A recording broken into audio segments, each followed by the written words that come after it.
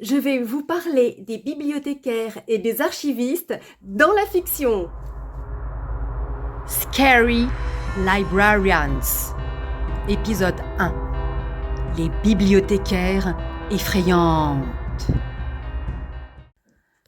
La bibliothécaire sans doute la plus effrayante est celle que l'on trouve dans un dessin animé. Monstre Academy, réalisé en 2013 par Dan Scanlon. Le portrait de cette bibliothécaire de la Monster Academy est à la fois caricatural et comique. C'est une vieille créature monstrueuse, à tête de limace, à 2 antennes aux cheveux gris, vêtue d'une robe noire. Totalement myope, elle porte des lunettes à monture d'écaille. Bien qu'elle paraisse petite et inoffensive, assise à son bureau, elle révèle sa taille gigantesque dès qu'elle se lève de son poste, devient presque aussi grande que sa bibliothèque, dévoilant ses 8 énormes tentacules, lui permettant de se déplacer très vite à travers la bibliothèque. Elle déteste le bruit dans la bibliothèque. « Silence !» dit-elle d'une voix douce et chuchotée.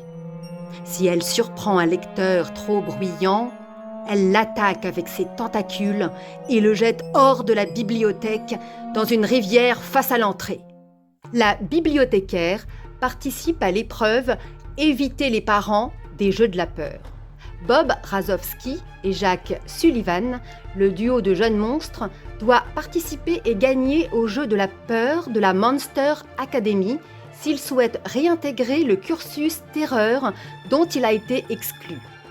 Avec leur équipe, ils doivent récupérer un fanion situé en hauteur dans la grande bibliothèque de l'université sans se faire attraper par la bibliothécaire. Sa réaction au bruit est synonyme du danger que représentent les parents.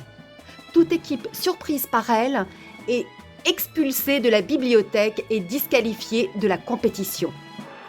L'un d'eux fait accidentellement craquer une des lames du parquet, attirant l'attention de la bibliothécaire.